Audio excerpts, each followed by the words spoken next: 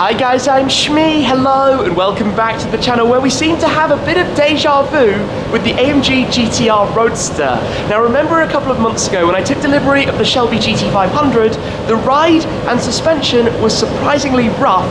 Well, this has a very similar problem. So today we are heading over to Duke of London to pop the Roadster up on the lifts to sort this out, but also to visit STG Seen Through Glass and the new STG HQ to say hello. So let's get the car over there, I'll show you exactly what is wrong, do my best to have a go at fixing it, and then take things from there. There's not a whole lot of point in trying to show you anything here. It is far too dark, so we will take the car out. It's a lovely day outside. Probably that means popping the roof down to take this over then to Duke of London, where you might remember a while back actually, we took the Lusso when I installed the Novitec Switchtronic valve control. Well, this time around, we're going to try and rescue what's gone wrong with this. There is one very significant difference between the problem that I'm having here with the GT R Roadster and what I experienced back in February with the GT500, which is that this car, having collected it at the end of last year, I've only been driving it very gently since. It's technically still being run in, so it's only been around town, like this, in 20-mile-per-hour speed limit roads. It's been out on the motorway for some gentle slogs, but I've not driven it at all in anger. And driving like this, you would never notice that there was a problem. It feels completely normal. But when I took it out onto some country lanes a couple of days ago, that was where it was instantly obvious that something was not right. As soon as it was going through some ruts and down over some bumps, and basically typical British tarmac, the suspension was reaching the end of its travel, and it was significantly rougher than you would think it should ever possibly be. But it's not something you notice, even here where the roads are not exactly smooth. It feels just kind of normal, rough riding sports car, AMG, normal kind of feel. But we pulled over and had a look inside the front wheels, besides the brakes, and believe it or not, yet again, a car I'd taken delivery of still had its transport blocks in place. Now I think this was down to quite how long this car basically sat at the dealer before I collected it. You might remember that whole thing last summer, just making sure everything was right with being away and stuff as well. But somehow, having collected this just at the end of last year and then collecting the GT500 at the start of this year, I've had two cars delivered with suspension transport blocks. Now, I'll show you exactly all of this when we get there. So we're going to Duke of London, who has some lifts, like I said, where we put the Lusso up in the past, so that we can get these at least up front. I can see them up front. I'm not sure if it has some in the rear as well. Get them removed and improve the ride, because like this, it makes no difference, and that's why I wasn't aware of it. It's not something you'd go and look for, but as soon as the ride started, or so as soon as we started being out on some proper roads, it was not good. Anyway, it's not too long to get there. We'll also be meeting up with Sam, Mr. Seen Through Glass, in a little bit as well, so it looks like it should be a good day ahead getting all of this sorted out. I am quite interested to experience driving this a little bit later on to remind myself, or to see the direct comparison as to what it is like. But we are here at Duke of London in this very cool setup where STG's HQ is as well, and I think we're going to go straight through, squeeze on down towards where they have the space to pop this car up onto a lift, and ultimately to show you guys exactly what's wrong with it. We are here then in the workshop at Starworks, so I'm going to show you very quickly a glimpse at what the problem is before we lift the car up onto the lifts to take the wheels off, and we'll see it much more clearly. But obviously, when I came around towards the side to have a look at this, initially everything kind of seems all right, but turn on a light and have a look back here and you can see that glimpse of yellow from the transport blocks. Now the reason it has those, you can also spot them around on the other side as well, just there a little bit more obviously, actually towards the back, is to protect the front during transport. Quite literally, when the car is being transported from the assembly plant, in this case the GTRs built in Sindelfingen in Germany, over towards their destination, they put in the transport blocks to strengthen the suspension so that it doesn't bottom out in the arches or on the front splitter at any point while it's making its way towards the dealership. Now typically this should be done as part of the PDI, the pre-delivery inspection process. I'm not quite sure what happened with this one exactly, but nonetheless we can now pull them out. So we'll crack on with this process, get it all done, and then ultimately see how it's like to drive later. Up it goes then. I suspect we won't really be able to see much of this until we take the wheel completely off, and then it will be very obvious what's going on back there that isn't right. Okay then, let's have a look at this. Yeah, that's not right at all. So the idea is that these should pull out. You can see how they basically reduce the amount of travel that the car actually has. Yeah, that should have been taken out before now. It will be exactly the same on the other side. Front wheel off. Yeah, as we saw before. Not too complicated. Those just need to be pulled out so that we can make this slightly more comfortable. From what I understand, this is just a case of pulling that out. Yeah, it's that simple. There are 3 of them on each side. We might have to do, oh no, literally, there we go. Number 2, number 3. Job done. Those were half the problem. We'll get the other side out. I'm pretty pleased by how easy that was. Easier than on the Shelby, that's for sure. Time for the second side, which should be just as easy. Start with that one, yep. Pull this down. Number 2 and number 3. That was one of the easiest fixes for a car problem ever. The last bit is just to slide that rubber part back up into place. And thankfully, this is now going to be much, much smoother.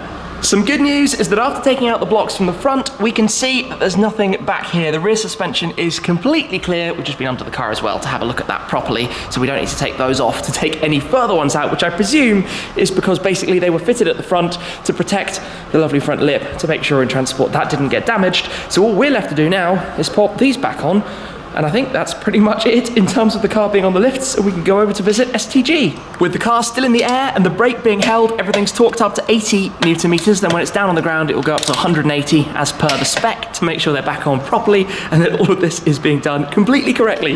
Back down to the ground we go. I wonder if it will change in any way the actual ride. I don't think so when it's just sitting normally. Now just to torque it all up correctly and make sure we can take it out.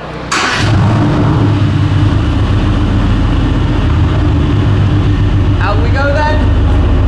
It seems like that was remarkably easy. We'll actually head around to go visit Mr. See-Through Glass.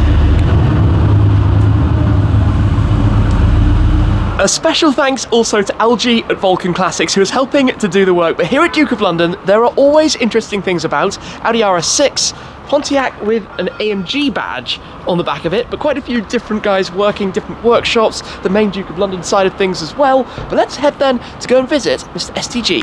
Let's have a look then. Hey Sam, how's it going? Tim, how you doing? With Twiggy? With Twiggy. Welcome to STG HQ. She's my security dog. Twiggy bite. Very threatening. Yeah, she's not very good at that. Here we are. Down here. How cool is this? You've been here for, I think, about 6 months now. But about 6 months. First time we've been able to kind of catch up and have a little look around with some of your cars, with some of your bits and pieces that are around. I can just about fit 4 cars in here. Just about. If I'm really clever, usually an ABBA. Yeah, squeeze it that way and then one more here at the front. Today is 2, which I hope is okay. But yeah, this is kind of what I call the car area, the filming area. So if I do any sort of shot of the cars inside, outside of the rain, it's usually here with my big logo. I like that, by the way. Present from my mum, actually. Was it? Go on, Mum. Yeah. Nice move by Mrs. See-Through Glass. Miss Mum STG. Something there. And then this is kind of like project car corner. So these are all parts from the Abarth, which I've been working on. Yes. So the seats out. Seats out. Random bits and pieces. Yeah. I mean, I don't know what any of it is now. Do you know what? No, but I like how you've done this. I'm obviously taking some inspiration myself from what you've got going on here. But you've got the bits from your cars, like Porsche luggage, Ferrari car cover, spotting these bits and pieces, but kind of on display. Not too much clutter, not too much going on. I try to be a little bit clean and tidy where I can, but because this is the filming area, I always need to make sure that everything in the background is kind of clean and tidy. But you'll notice there are some corners where I've put a big light to hide the mess.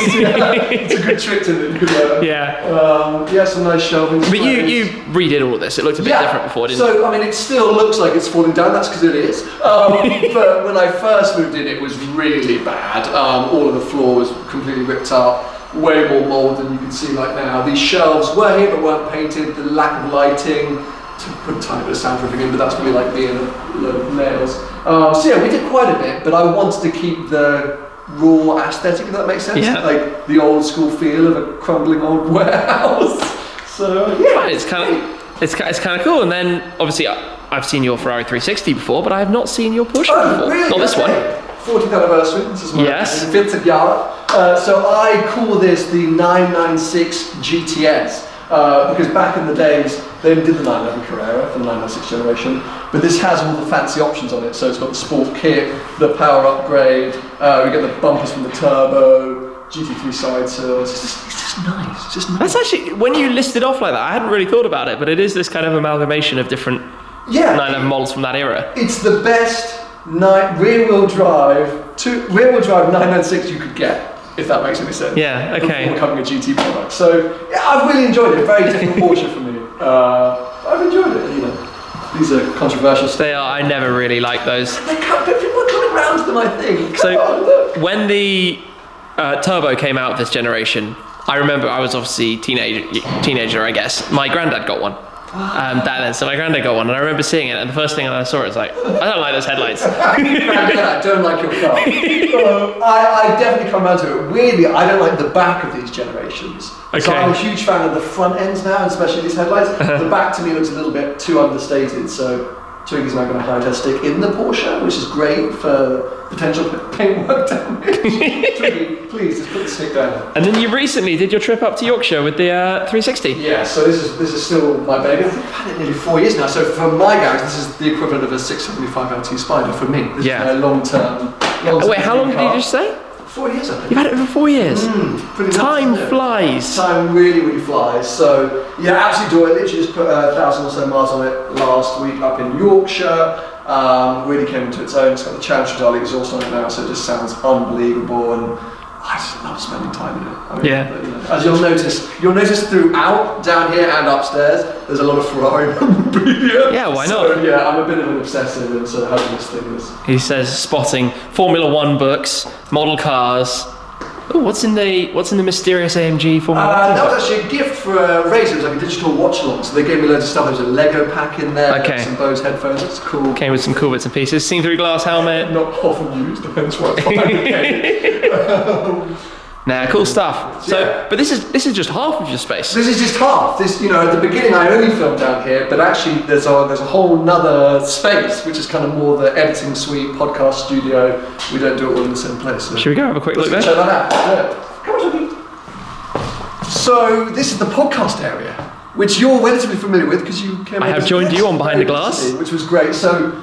Usually people are more familiar with the view from where I'm standing, so not everyone gets the exclusive angle that you are now displaying, which is maybe not quite as nice as mine. But yeah, this is where we do the podcast every week. Myself and Tony from Gravelwood Car Sales sit here and natter about cars and motorsport and God knows what, and coffee for those of you who are interested. Lots of coffee. Lots of coffee. Lego F40. Spotted. Yeah, which has not been built. I've got a lot of Lego that hasn't been built. Yeah, I always think, one day when I've not got much on, I'll do it. And especially during lockdown, I thought that'd be the obvious thing to do, but it didn't happen. Yeah, I went that way. I bought a lot of Lego.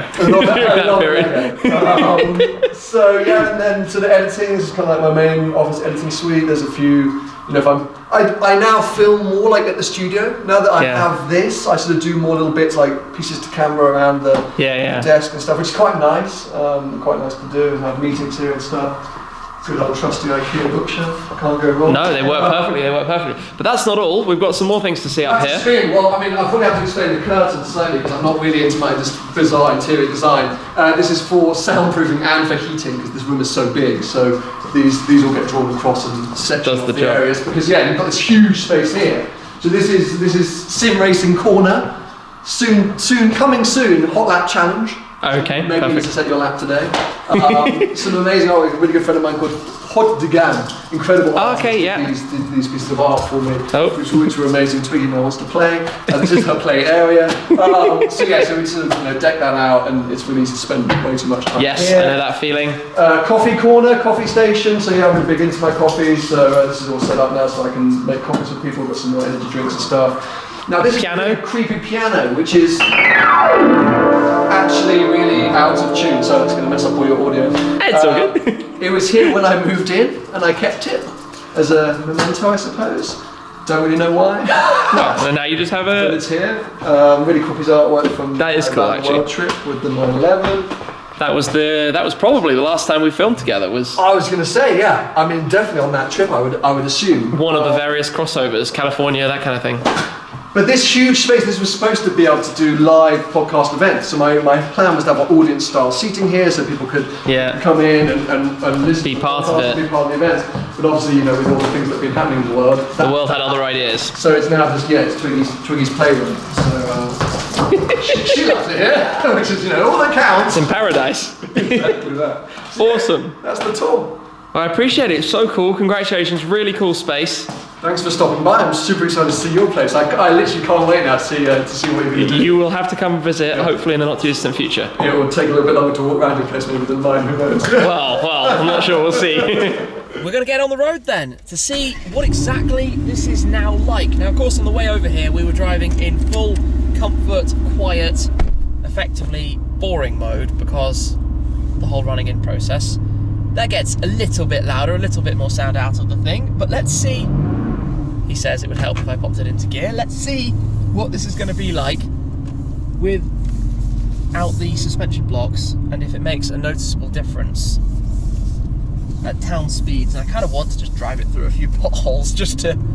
Yeah, okay, you can tell even at slow speed that it's now better, but it wasn't, like I say, it wasn't mad like it was in the GT500. It was just a bit uncomfortable until you got onto something that was a little bit more bumpy than these kind of standard city town roads. What about when we go over a bump? Yeah, it's just that touch less aggressive on the speed bumps. So that was a very necessary move. Thankfully, no obvious damage caused as a result of having them in. And now a much more comfortable car to drive.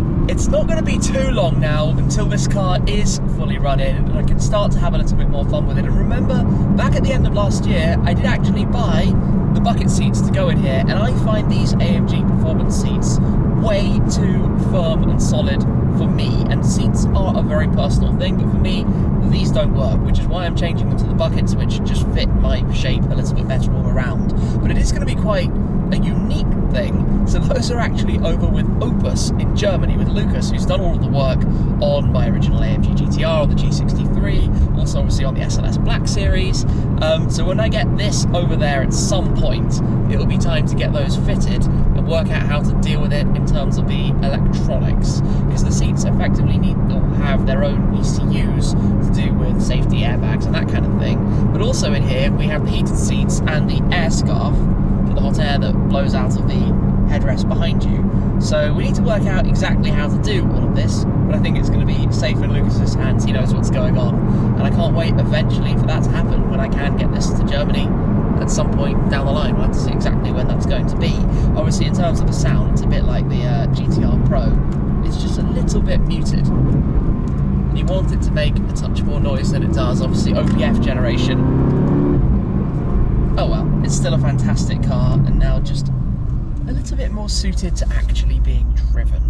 You might be wondering, you know, how awful it is that that happened, that the car was supplied like that, and I can kind of understand why it happened given all of the backwards and forwards that we had last summer with my movements and with getting the car ready. So it probably just got accidentally mixed off. No worries, all is fine, and from here we'll just continue onwards. Job done and parked back up. Just very funny to have had this deja vu with the same kind of problem so shortly after having had it before, though technically it did happen to this before it happened to the GT500.